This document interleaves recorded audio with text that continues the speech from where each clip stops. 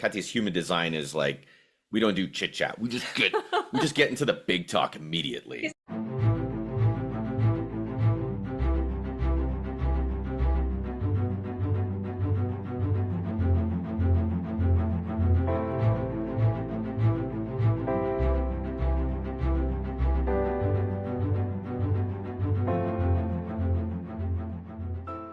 Welcome back to another edition of the Pear Genius Podcast. I'm your host, Alex, and right beside me is Katya Pauls. And you are the brand alchemist. Did you know that? I did. Yes. Yeah. We've only been doing this for almost 2 years already, so I should know who the heck you are. And I just want to remind everybody, check out the website, peargeniuspodcast.com or kpdesign.ca, and like, subscribe, share, all that good stuff, and hit us with a 5-star rating. Man, our Spotify is actually doing pretty good. I'll take your word for it. It's doing pretty good, and we're getting some subscribers, so hopefully the algorithm is going to start to love us a little bit more, and we'll eventually get sort of famous in certain groups, which is cool. I don't need to be like Kardashian famous. What's so convenient is that the fact that we're doing podcasting and why we're doing it, and really it's just to influence by example, by the things we do. We want to ignite things in other people, is actually part of our human design, which we learned. So thank goodness we have Danielle Burken here to tell us all about it. What? DanielleBurken.com. Go check it out. Yes. Had to keep it very simple. Yes. Welcome, Danielle. It is super exciting to have you on. And man, I just feel like we could probably talk for 3 hours, but we're going to do the best we can to keep it neat and tidy, because Katya's human design is like, we don't do chit chat. We just get into the big talk immediately. Danielle, tell me what's in your soul. Go. That's Katya's first question. It's okay. You don't have to tell me. I already know. That's her human design. I love it. That's amazing. Well, welcome. Give everybody a little sample of who you are and what you do, and then we'll dig right into it. Yeah. So clearly human design is a huge part of what I do, but I really apply it to marketing strategy. So taking a look at how do we create a marketing strategy of where you're showing up, who you're talking to, and when you're putting that information out there, really how you're sharing your message in a way that is in full alignment with who you are. Because I've seen so many entrepreneurs, launch their business and then feel like, I don't want to market. I don't want to get out there, and I don't really know how to market myself. I wasn't taught how to do that, but I have a message I really want to share, and I have people I want to impact.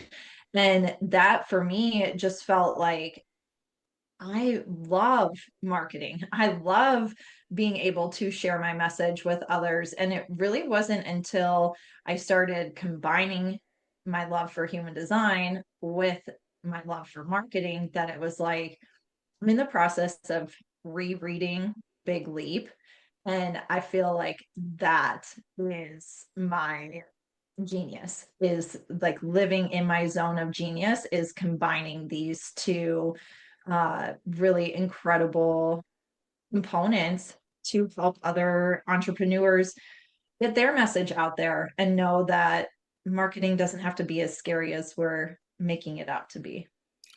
Yeah, you know what? I love the fact that you are talking about marketing, because so many of us have like a visceral reaction to the word marketing. So I think it would be really helpful. What is your definition of marketing? Like tell me, and it doesn't have to be an old definition. If you've come up with a new one or expanded on it, just tell us what it is.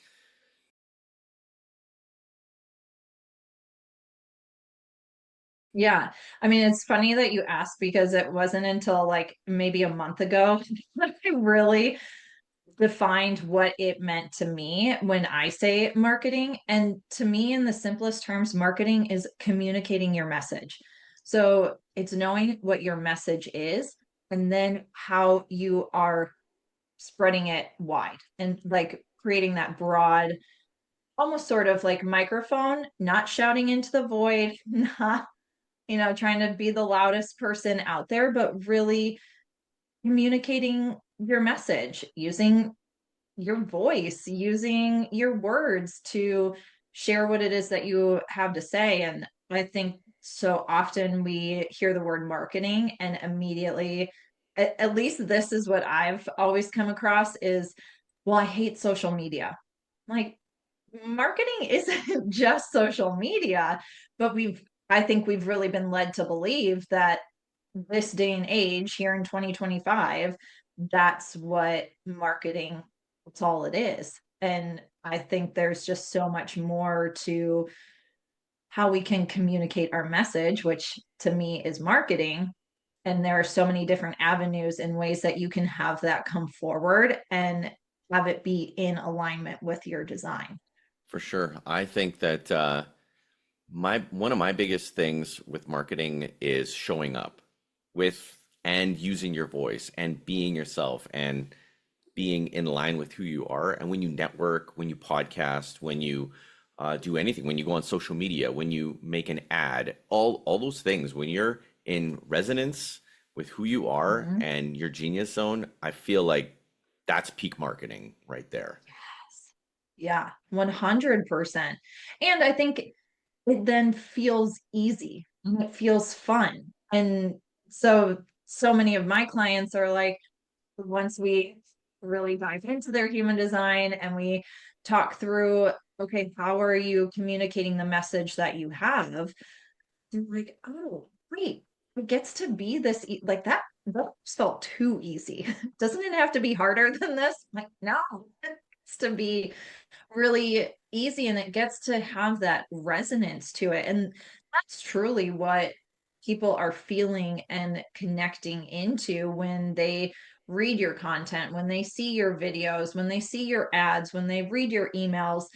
They're connecting with that resonance and that sense of like, I know and love the work that I do. And here, let me show you how I can help you.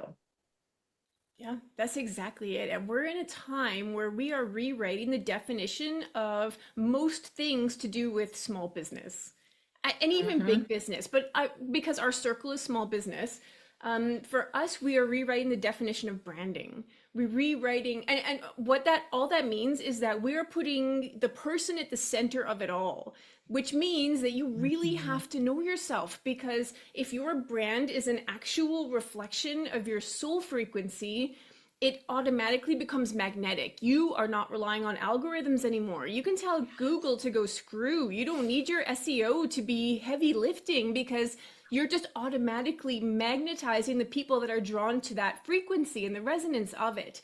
So I think that we're doing the same thing here. Just Yes. a little bit of a tweak to the definition of what it is, because that's old languaging. And with the rise of AI, we actually have to bring the human up with it. Otherwise, AI is just going to take off on its own and we're all like, what the heck? What's real and what's not? The thing that AI cannot do is mimic frequency. Like it cannot. We still have to resonate on a human level. So that means humans have to expand and rise and reconnect with exactly who they are. Yeah, 100%. And I'm glad you brought up the AI component, because I was just having a conversation with a client the other day and she was like, here's three, because in the work that I do, I will review content for clients to, again, really make sure that it is resonant, that it feels like them, and that we still have our strategy to support who they are. And she had sent me three different posts and she was like, I haven't gone back and like done any work on this. But I feel like I'm really struggling because I'll spend 2+ hours revising content from AI. And said to her, why don't you voice note into your chat GPT and share just what's coming forward. I'm fairly certain she has an open throat center. So for her to just like channel what is coming through, not filter anything, not tell AI, hey, make me a post on this topic, because then of course it's not going to sound like you. It's not going to have all of your experiences and emotion behind it. But if you can voice memo into it and say, okay, now help me make this cohesive and, really create this like journey within one post to take my reader on, then it is going to have that resonance. And then it takes so much less time to edit piece of content because it's already you. We've just now formatted it to help it make sense, because I am the type of person who will ramble and ramble, and probably my husband says all the time that I take too long to tell stories because I include pieces that don't need to be included. He'd probably say I'm doing it right now, but It's okay. I feel your pain. I am that guy too. that having that, like, just essentially word vomiting into Chat GPT, here's all of my thoughts, here's what I'm thinking, here's the like direction I think I want to take this. Now just help me format it together so that it is cohesive, and as someone else is reading through it, it does make sense. Maybe take out some of the pieces that don't necessarily need to be in there, and then what it comes up with, I'm like, oh yes, that's what I want to say. Or here's, a couple minor tweaks, but it's then not taking me 2-3 hours to edit one post from there. I wanted to bring up The Big Leap because you were mentioning that book and you recommended it to me last week, and right away I put it on my Spotify audiobooks and I listened to it. It only took me 5 hours. I've been meaning to read that book for probably 2 years. And when I did, every day I would come back. I would probably read in about hour spurts, and I would come back and I would tell Katya, I'm like, man, we are onto something. I said, so much of what this guy's talking about, because we never read the book, we didn't know anything really about it. I'm like, man, we're talking about this stuff. And it was nice to get those little confirmations that, okay, somebody else kind of was thinking about this, and we're putting our own little spin on it, the way, our flavor. But for me, I always love having that, the universe tell me in a book or show me through a person that, oh, we're on the right track. And for me, it was that. And Katya doesn't need that. She's like, oh, I know, we're good. I knew that already. I'm like, I know, but I needed to know. I just had to have it. Okay. Yes. Well, and it's interesting too, because, you can see that show up in different areas of your human design. I see that most frequently from my profile lines, that I have a 2 in my profile. And so profile, personality, like how your personality shows up between those 2 lines in your chart. And the 2 is like the natural genius, the one who, well, I always find it funny that it also goes by the name Hermit, which to me doesn't always feel like quite accurate for me. But then it's balanced out with the 4 of the networker. So, but 2 sometimes does need that like reflection back of, yeah, you are on the right track. This is a natural genius of yours. And I think the 2 can sometimes fall into the shadow side of like not trusting that it is their natural genius, or maybe not seeing it that way. And so to me, it is always those like drops from the universe, the little breadcrumbs of, okay, yep, you've got it. You're on the right path. This is a natural genius of yours, or you can really like start to see it come forward. I love that we have all of these tools available to us to help us feel what makes us unique and special and what our purpose is or what's tied into it. So I haven't done the human design yet until today, but I do love all of my horoscope stuff. And then we've done Enneagram stuff. Like what I'm realizing is that through all these things, it kind of distills down to the same concepts, the same truths. It's just totally different perspectives. And I love that the human design is so easily overlaid on top of the marketing stuff. Like I guess it's such a beautiful way to say, oh, this is you this way, so if you do this, it should help flow. It's so nice. Yeah, agreed. And it's interesting because human design has elements of astrology in it. But it's really interesting because at least for me, I didn't understand astrology quite as well as I do human design. Like human design just felt like this second language I already knew. I'm like, sort of felt like I must have known human design in a past life or something because it felt very innate to me once I really started diving into it and learning more about it. But I do feel like it is this such a layered, because we are layered and complex humans in this world, and how we get to show up and express that, which again, marketing is expressing, is communicating your message. And so when we can really look at it of like, here's when you are in flow with your marketing, here's when you might be feeling out of flow.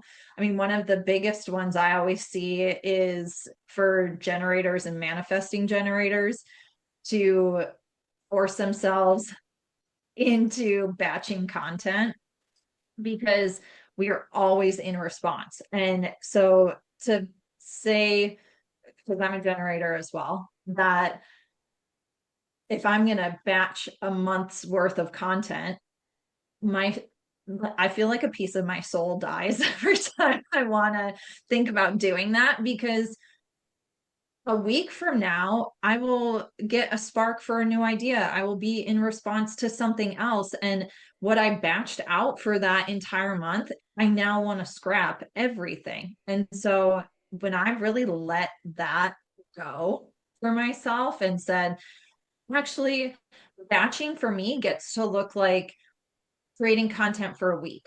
Like that to me is batching now, because then I can go through the week, and still maybe share stuff on stories or have it be a bit more real time. But very rarely am I creating content for an entire month, because I just know it does not work for me. And I've seen with so many clients who are Manny gens and generators, when I tell them that, like, you get to release the stress of batching content, they now have opened up the flow of creativity, which is what I think we want when it comes to marketing, is that like, oh, this idea came through, or I'm in response to a podcast I listened to, or I saw something on Instagram and thought, oh, I know how to take what they shared and turn it into something for my business. But if we are so boxed into this is how marketing has to look, it's like the creativity goes out the window. And then tendencies of like, well, I don't feel creative, or I don't feel that spark. And so I'm just not going to post today, or I'm not going to share anything today because I don't have anything to say, or nothing's like sparking me. But yeah, if we kind of take some of the marketing shoulds off the table, it's amazing what like opens up for entrepreneurs from that space. Yeah, there's lots of times where I feel disconnected from all of it. I'm like, who is that person? Like, if I see myself and they're saying something, that disconnect is very bizarre. It's like, I wonder who the heck Mm-hmm. I was that day, or what was coming through me, especially on the podcast. And but the opposite is also true. There's lots of times where I'll look back on a year and I was like, wow, I was really in the flow. I was really on, Mm-hmm. and what I said then really rings true, and I needed that reminder. So I've had both happen where it was like, wow, I can't believe how maybe emotions played too much of a part in that day, and I was a little bit off of my game, and it wasn't a good filter. Mm-hmm.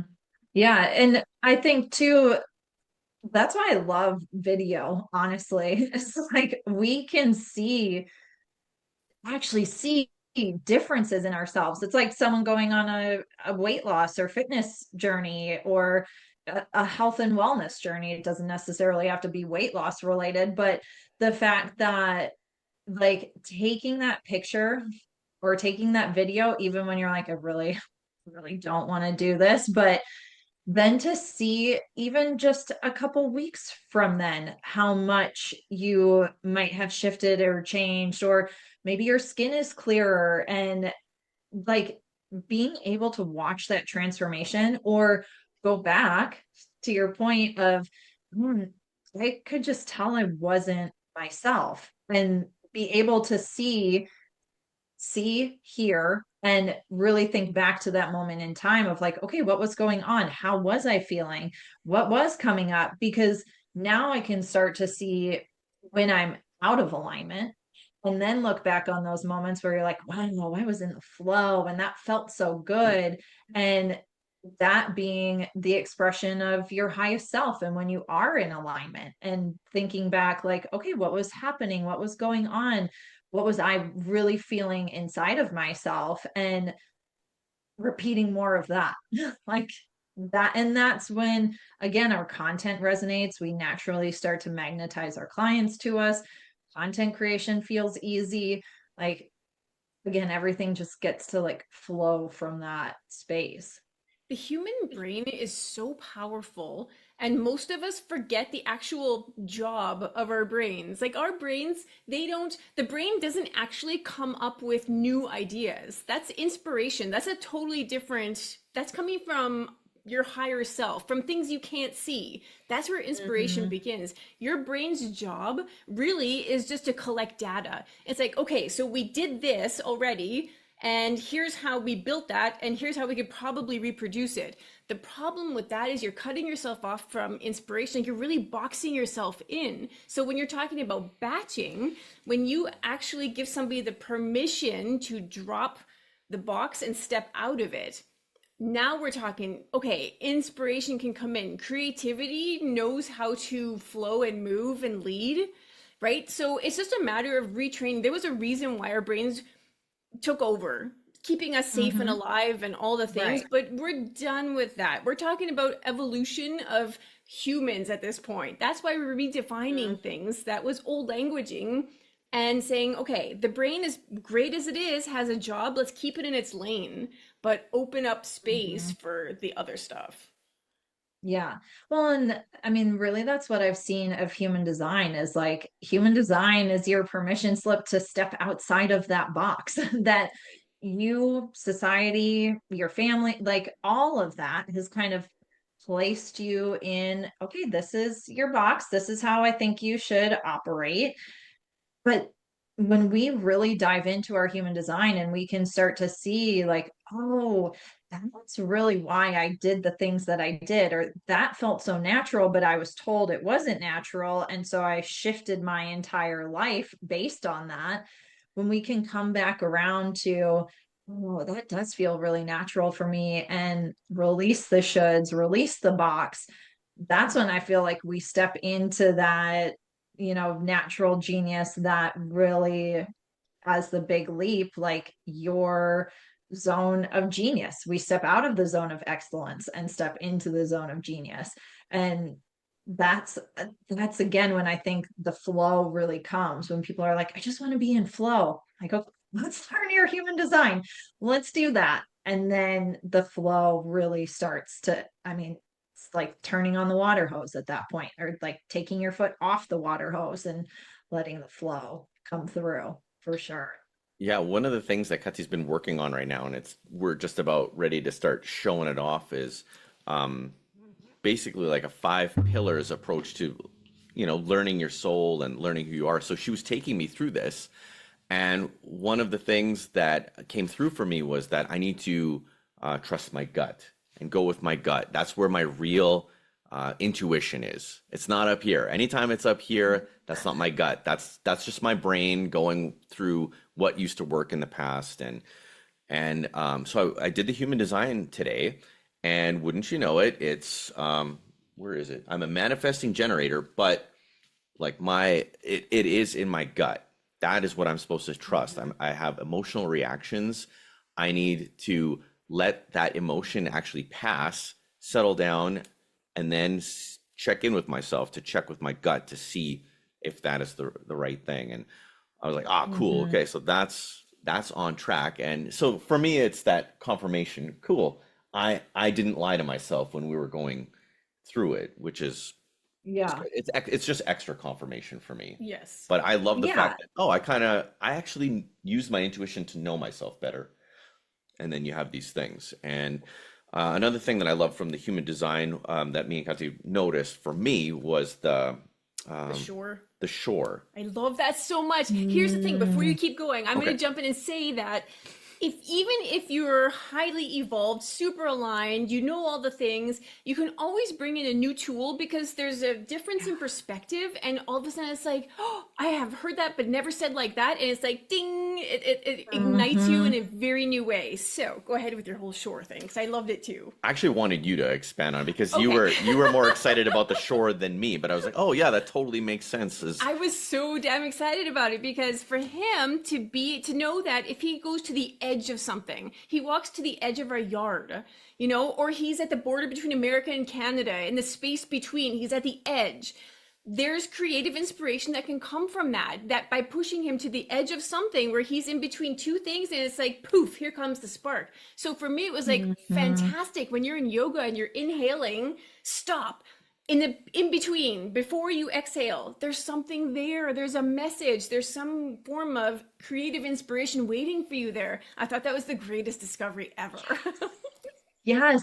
Well, and I think that's like the coolest part about human design is, again, it's like an onion. Like you just keep peeling layer upon layer upon layer back, and you get to see how all of these different pieces fit together. And so, we can look at your environment, like your top environment. We can look at your profile lines. We can look at uh like how you best manifest. We can look at if you have an open throat or a defined throat, your D center, the heart center.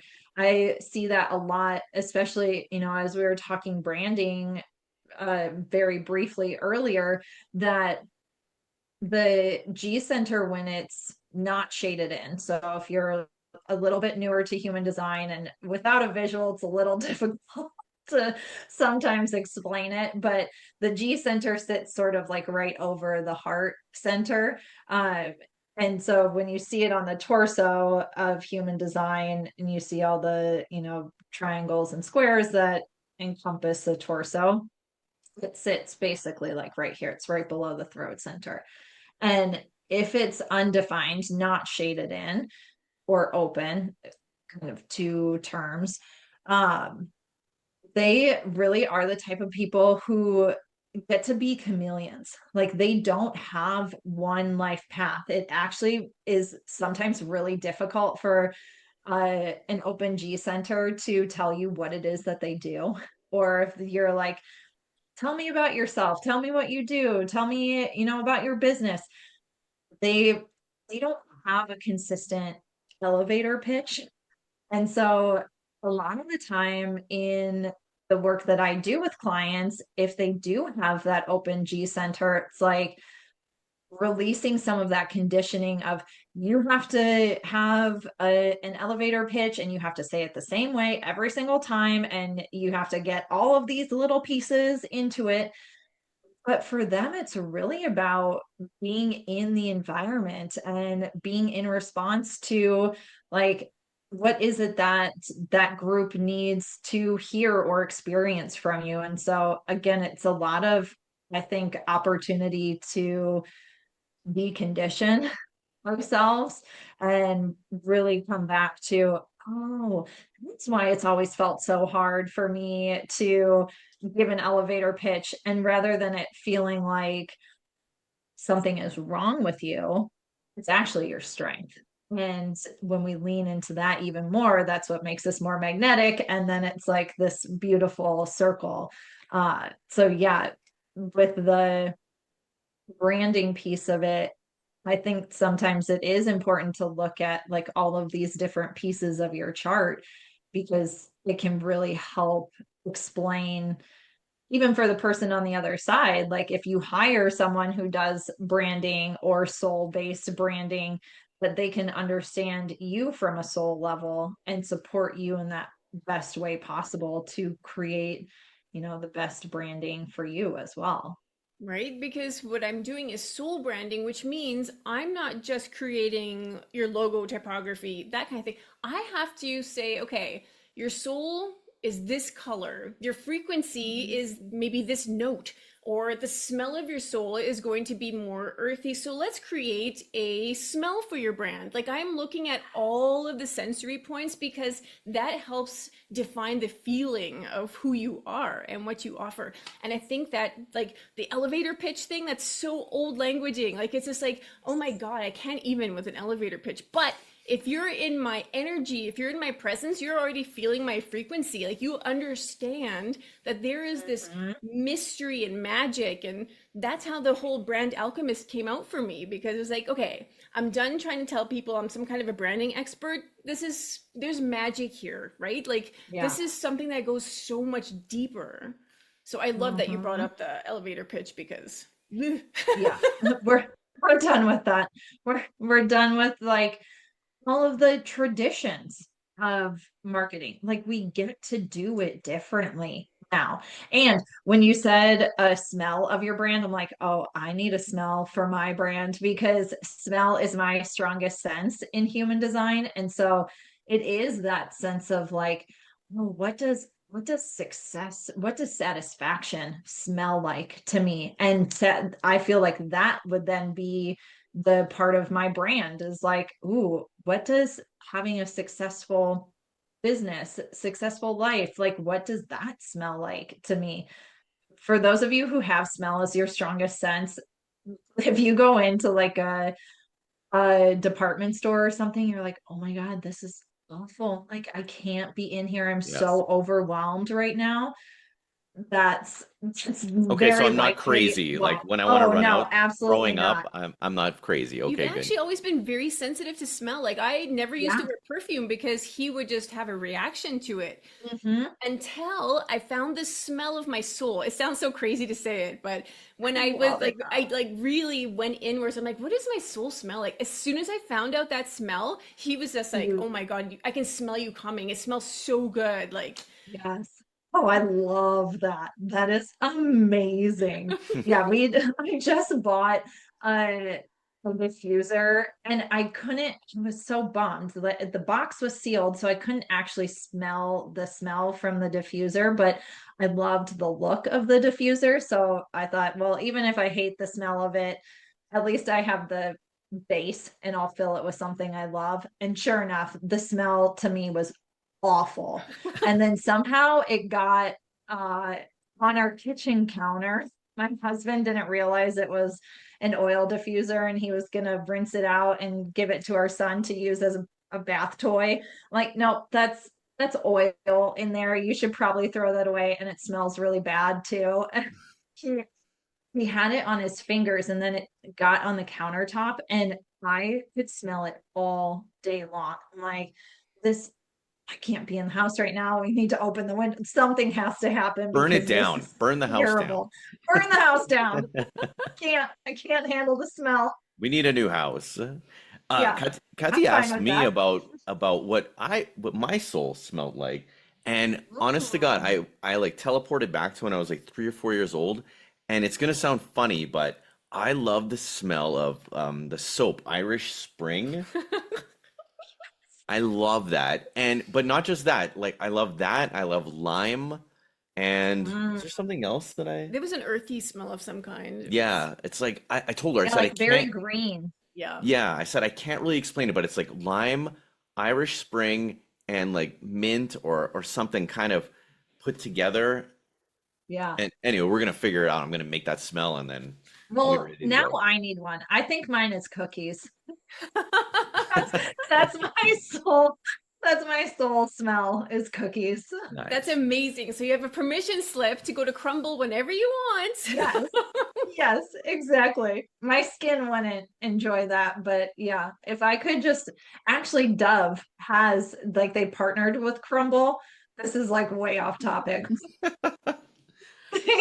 Dove partnered with Crumble, and they have like body wash and hand soap that smells like crumble cookies, and I just like went nuts for it. Like, this smells so good. It's amazing. We have a diffuser? Is that what that thing is? But you don't use that too often for smells. We have like this thing that melts wax. A Scentsy. Yeah. And sometimes she puts something in there and I hate it. Like, anything that smells like she put this thing in the other day and it smelled like Red Hots or like those cinnamon candies. And I'm just traumatized because I hate that candy. So if I smell that, I come in the house, I'm like, no, we're burning the house down. I can't live here. Visceral reaction to Yeah. that. Right. But the other day you put something in and it's like, oh, okay. I purposely put that one in, even though Yeah. I don't like it. I'm like, okay, this will make him happy. Yeah. I prefer the smells of like food. If it's gonna smell like anything, I want it to smell like food or a fruit or fruit is food, but I do prefer things that I can eat. I don't want. It is wild that like our human design can tell us what our strongest sense is, and then to me it's like, oh, that makes so much sense in terms of like why I've always been so sensitive to smells. Or if you have like inner vision as your strongest sense, you can really like see these pictures come together. And it's just so fascinating, like when we start diving into each individual part of people's charts, are just always so blown away.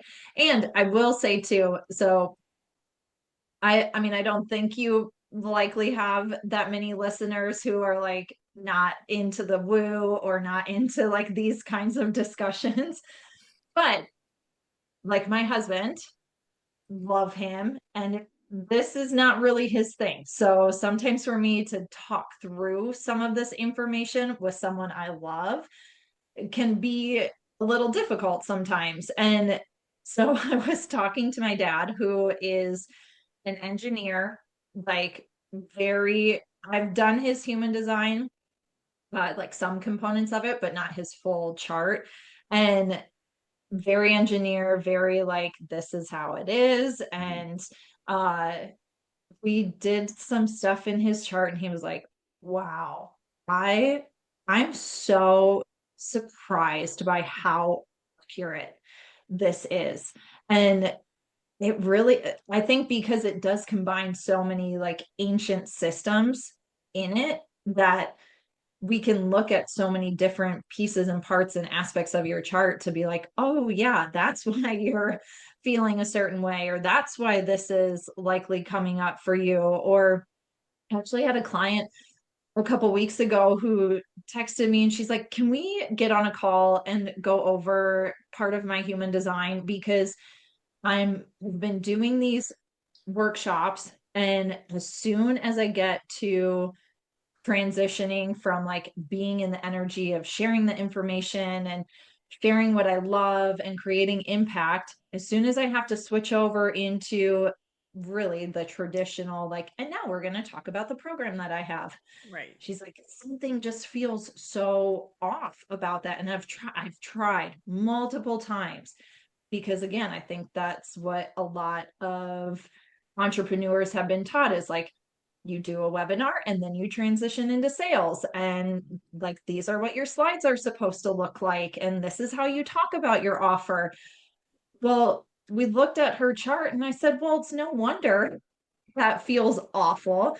You aren't really creating an invitation for people. You're just moving right into direct, like, let me inform you of this offer, which is more manifester energy and feels very natural for them. And so for someone on the other side, like, you don't really recognize that that's even what's happening, that they're moving into informing you about their offer. But for her, as a generator with an open ego center, that transition, it just shuts off all of her intuition and her feeling and her expression and her frequency. And no one was signing up. But when we started talking about it as, create the invitation, say that you're going to follow up with them, and with some emails and to share some additional information about it, it opens it up to welcome those people in. And she was like, I feel like I can relax into that. Like, no wonder it didn't feel quite right. And it wasn't for lack of trying, but because we got to shift the perspective of how a workshop or a webinar or a sales call has to go, it makes it so much easier. And then again, that's where like the clients start coming in. They start saying like, I love what you do. Please let me like work with you. Here's my credit card. Tell me how we're going to work together, because they feel that frequency shift and that energy. And that's what we get to do even more of, to really grow our businesses and create that momentum inside of our business. Yeah, there was a time that I think that people really had to do things in a forged by brimstone and fire type thing. I'm going to force myself and it's going to get done, and I'm going to get stronger the more I force. But we're moving away from that because I feel like that was probably our grandparents' generation, maybe a little bit of our parents, and they were here specifically in that time to build structure, foundations, safety. Mhm. They're moving things around. Like a lot of our parents were immigrants leaving one regime for another, you know? So that was the purpose. I would never say, oh, that generation was wrong or that way of doing Yeah. it was wrong. That was for a reason. But now we are, like us as parents, we're trying to create space and new ways of doing for the kids coming up behind us who are going Mhm. to already be more in flow. They don't need Yes. what we needed. So we're in this weird transition thing where we're trying to figure Yeah. it out for ourselves. And so coming to human design and you being able to say to the person, you can relax. It can feel peaceful. You Mhm. are allowed to move and create and do business in a peaceful way. I Yeah. think that's so Well, valuable. and as you were talking, I was like, oh, wow. It's this sense of exploration. Like we are in this generation of exploring, and because we're not needing to recreate or create a system you know that's already been created, but we get to explore, how does it look for us now, and how do we want to move and navigate in the world, and how do we want to showcase to our children that this is how you can move and navigate in the world, and it doesn't have to be so boxed into the rigid system that we might have once had. And it does get to be more fluid and in flow. And I mean, I think that's a huge part of why I also love human design is, again, so many like applications to it, but even within parenting, like my kids are 5.5 and 4, and I know they're human designs so that I can help support them as they grow up and really lean into how they were designed and how they show up as their highest selves, and when they're maybe not in the expression of their highest self, and what support do they need to really come back into alignment with themselves, because they are, I mean, I knew they were different from each other, but then seeing it in their charts, I'm like, oh, okay, wow, this makes a Right? lot of sense. I mean, that is really helpful information. And I think that even when you are in a small business, like we'll take me and Alex, for example, it's good for us to know that I'm a Scorpio, he's a Virgo, we know the moon stuff and all of that. It's like, oh, that's why you're doing it this Mhm. way, because you're actually built to do it that way, which means I Yes. have to allow for that. Like, it really gives you insight into the people that you surround yourself with and a little bit Mhm. more empathy and gives them more space to actually thrive in the design that they're here with.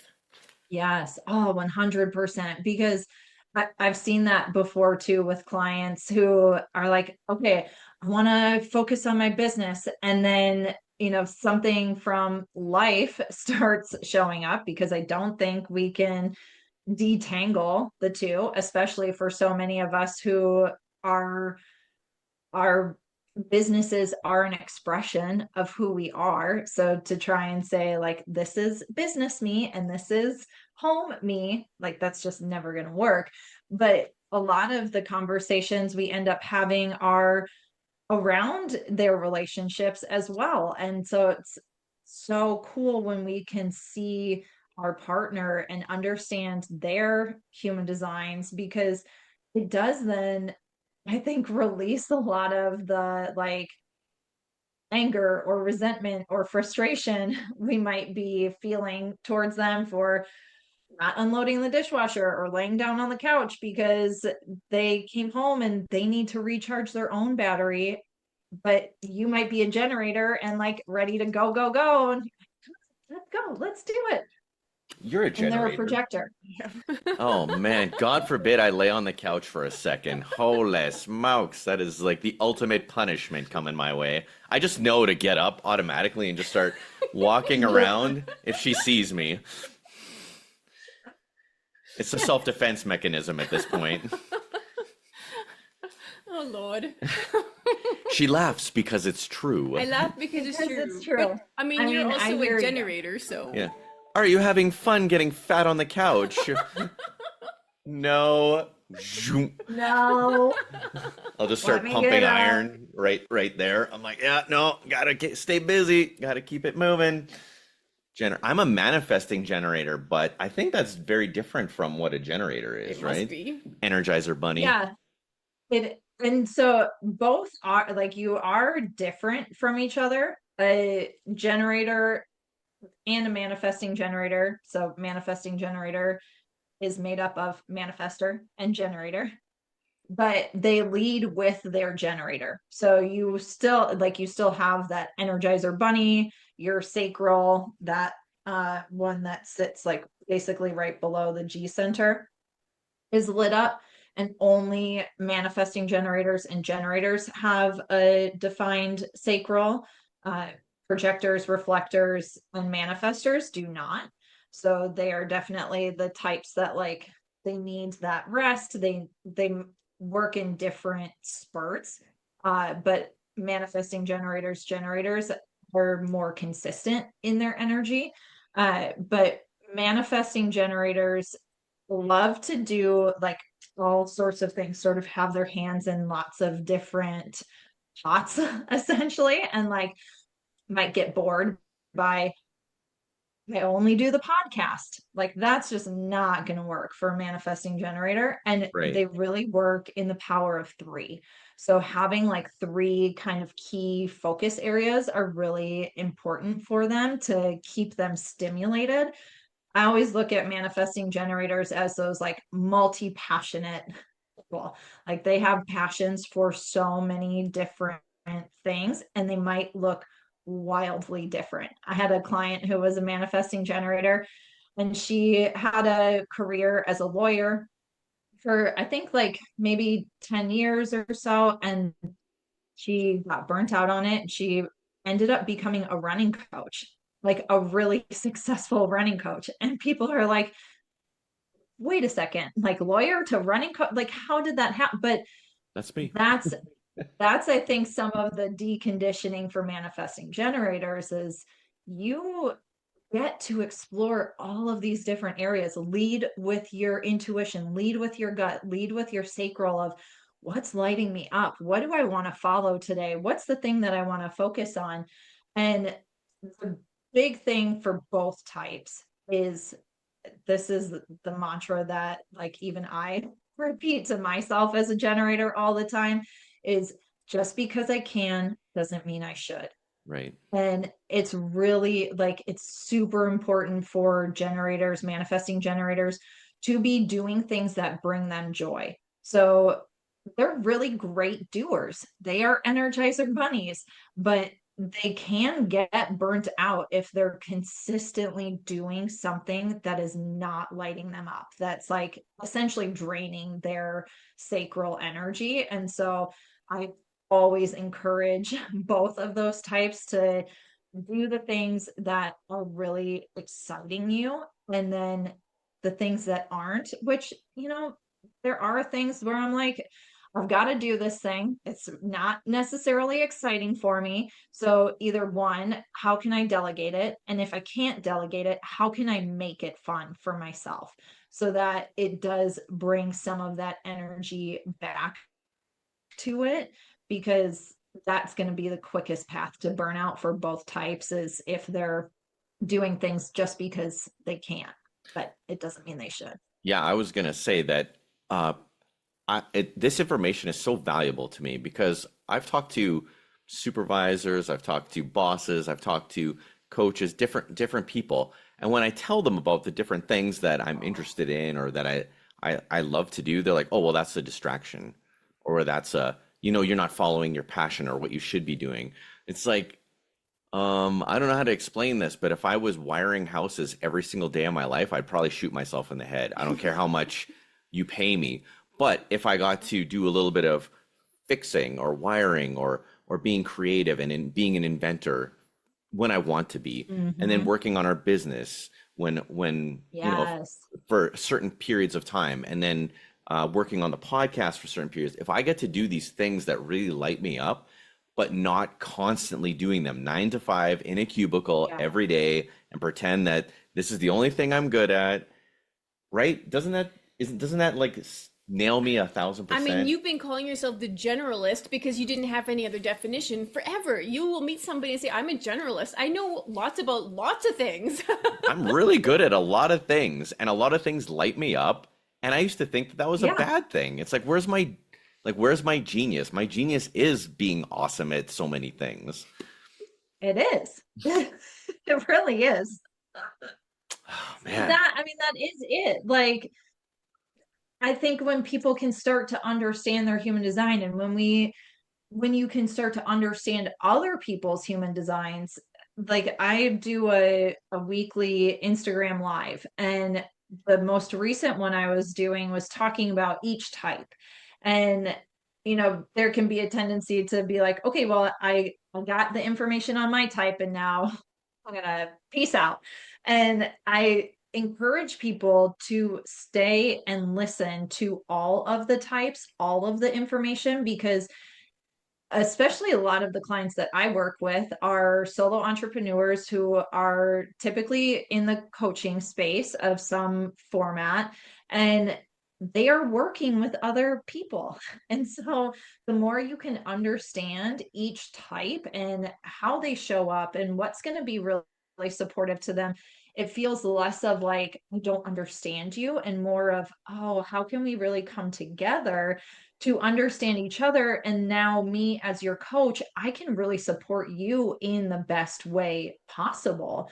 And then it spans everywhere. Like, I truly wish that, and who knows, maybe someday this will be part of my journey and my path, is to bring human design to more corporations, so that rather than like just DISC assessment or Myers-Briggs or Strengths Finder, which are all amazing, but I don't think they always dive into the level of depth that human design brings. And if we in corporations, just like, how much better would we all work together if we really understood, like, oh, you need this kind of support, or me asking you an open-ended question really isn't gonna support you. Like, you need a yes or no answer. It's like if you get asked, what should we have for dinner tonight? That is like nails on a chalkboard for me. Like, give me two options, or like, do you want to have Chinese tonight? No. Do you want Mexican? Yes, that sounds great. Quesadilla or taco? Like, it's to, even in like simple aspects of life, and see it with our son who's 4. Like, he gets overwhelmed if I give him too much open space, and he's a manifesting generator. And so if I just tell him, like, what do you want to wear? That, as a 4-year-old, doesn't work for him. And so if I say, do you want to wear a blue shirt today? No. Do you want to wear green? Yes.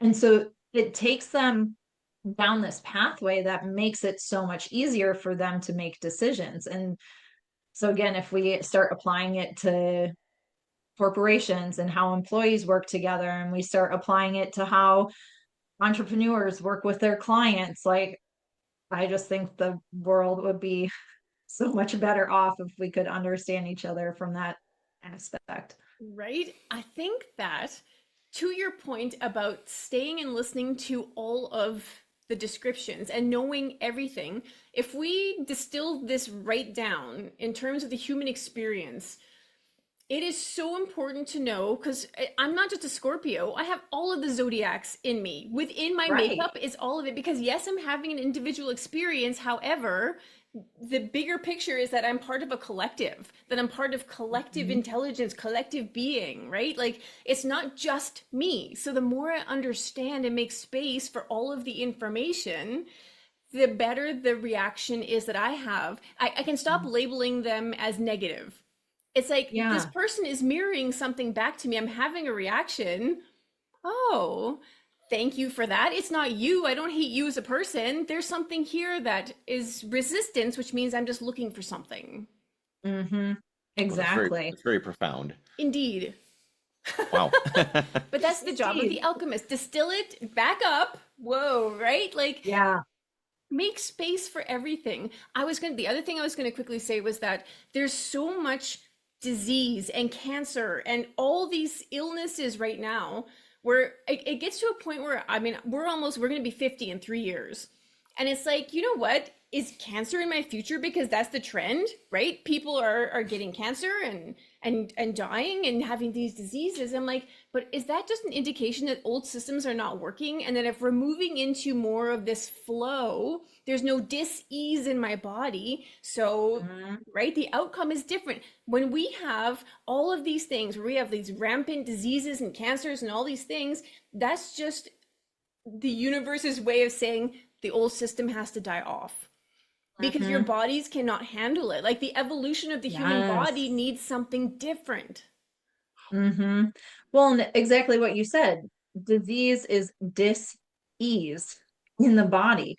And there are so many, you know, different ways we can look at like, okay, if cancer shows up for me and that is part of my journey in this lifetime, what do I need to learn from that? What is the cancer? Where is it showing up in my body? What am I not paying attention to for myself that that's that's happening as a way of like I'm not paying attention. I'm overriding everything else. And we see a lot of like back pain and issues with people, and when they start exploring like, oh, I'm holding on.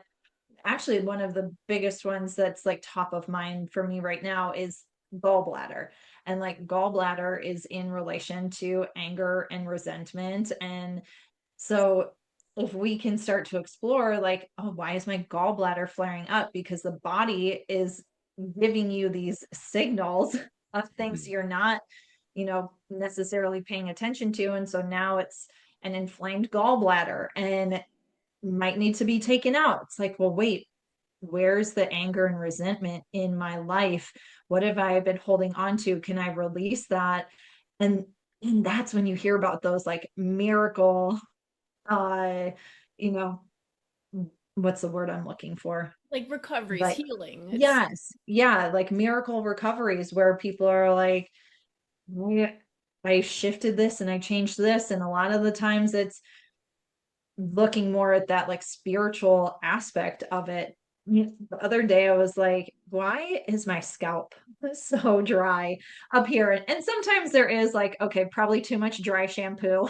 Like there's a level of that, and a level of like, where am I not letting ideas out? Where am I holding things in my head? And so I think that's always I mean, that's a whole other rabbit hole to go down. But That's part two. part two is talking that.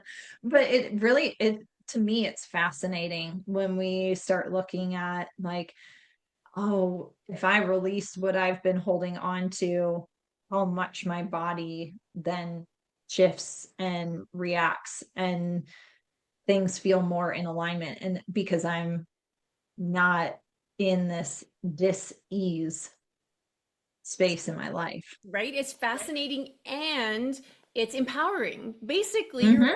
empowering the person to come back to Yeah. themselves because your body will give you the cues. We've become distracted and, it's like we need the quick fix and the happy pills for this. However, your body will tell you exactly what's happening. Just come back to yourself. We're not in the business of marketing and branding and websites. We're in the business of empowering. We just want to put you Yeah. back in control so that you can create the exact life you want. That's a good Yes. tagline. So much yes.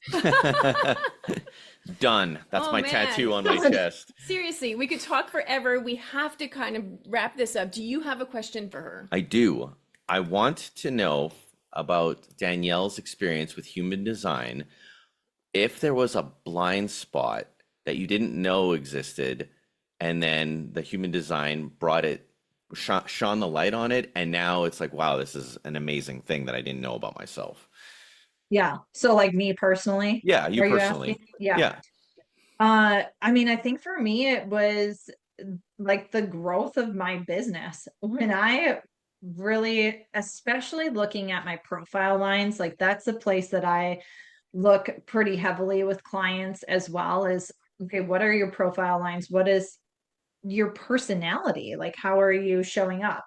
And one is the first number of your profile line is conscious to you. The second line is unconscious to you. Oh, So okay. more like you you might somewhat recognize it, but more often than not, other people are saying to you like, "Oh my gosh, Alex, that is so you." You're like, "That is so me." Right. But I really started to learn between being a generator. So I would say like the way I kind of started out, I had a blog and then which my blog was in healthy sweets. Like I was making healthy treats. So it's no wonder I want my smell to be cookies. There you go. And then started transitioning into like health and wellness and became really passionate about that. And I became a Beachbody coach and I followed their system. Like here's how you start to get people to come onto your team. Here's how you get customers. Do the cold DMs, reach out on Instagram or on Facebook, set up these groups and invite people in. And that, like, it felt so off in my system, but I couldn't really explain why. And I just thought, well, maybe I just need to try harder. Maybe I'm not trying hard enough to do this. I'm watching so many people in that community make the type of money that I want to be making because I want to be full-time entrepreneurship. And I loved the workouts, I loved the products, and I was boxing myself into their system. And at one point, I just remember like that this isn't for me. I can't do this anymore. And so I sort of left that behind. And then a couple of years later, I discovered human design. I was working at a marketing agency full time and really started to tap into, oh, what's my human design? How do I innately show up? What's really my best way for connecting with people and, getting clients? And so my profile lines are 2-4. So again, the Oh, 2 thank you. natural genius. Yes, love it. And then the 4 as the networker. And what I really started discovering was, oh, when I tap into like my immediate network, when I tell them, like, here's the things I'm really excited about, here's what I'm creating, here's what I really want to build, they were able to, spider web out for me and be the ones who created that referral, that opportunity for affiliates, and really that like deeper connection is what the 4 really needs. And so when I really started combining 2 as the natural genius, which it's then really important to pay attention to, like, what are the questions people are asking you all the time, the things where you're like, oh, that was no big deal, and they're like, no, you just blew my mind. That shifted everything for me. And you're just sitting there, well, yeah, I mean, doesn't everyone know that? Doesn't everyone know how to do that? And the clear answer is always no. So Yep. it's really paying attention to what are those questions that people are asking you. And the questions people were asking me all the time were typically entrepreneurs, solo entrepreneurs coming to me asking, how do I, use social media. I hate social media, but I know I need it for my business. How do I actually start getting out there? Like, what's the strategy I use? And I would just tell them. And then it again was for the two in me to recognize, oh, I think I have a business here. Like, I think this could start making me money. So between my 2 and 4, and then as a generator, my strategy is to wait, to be in response. So really, rather than like initiating or sending cold DMs, which is never going to work for a generator, at least, I mean, I shouldn't say never, it could work, but it's going to feel very forced. And then you're likely going to work with clients that something feels off and I don't really know why. But for me to really be in response to a podcast I listen to, and then I put a piece of content out there, or to be in response to someone commented on a post of mine and had a question.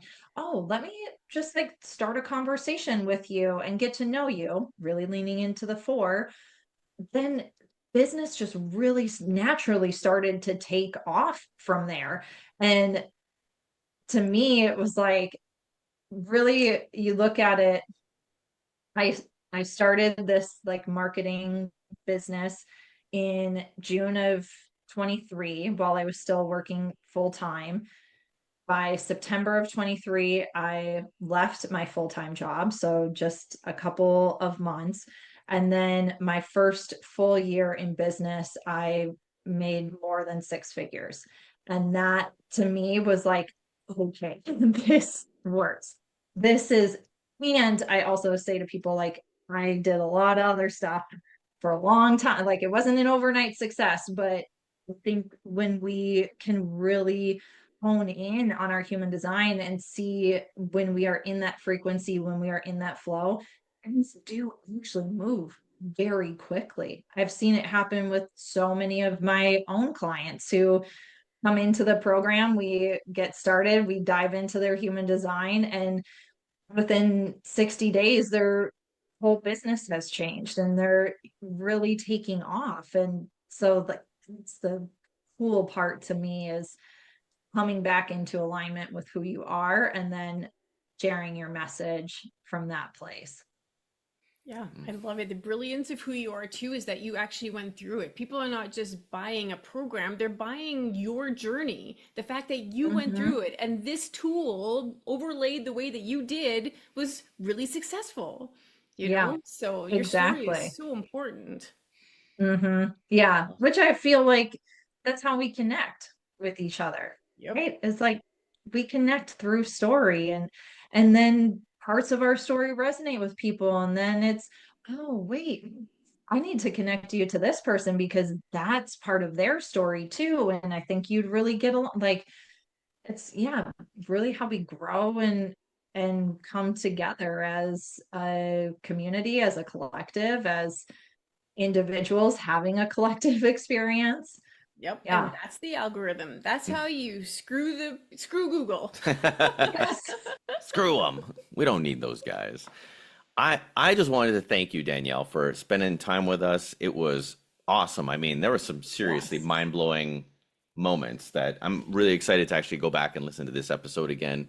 I want everybody to go to danielleburken.com, take your test, reach out to Danielle, and man, it was a killer episode, and just can't thank you enough. So, thank you from the Pear Genius team. You are living your genius. Thank you. My two really takes that in. I appreciate that. Awesome. So everybody, like, subscribe, share it with everybody, because the networking, we need to share.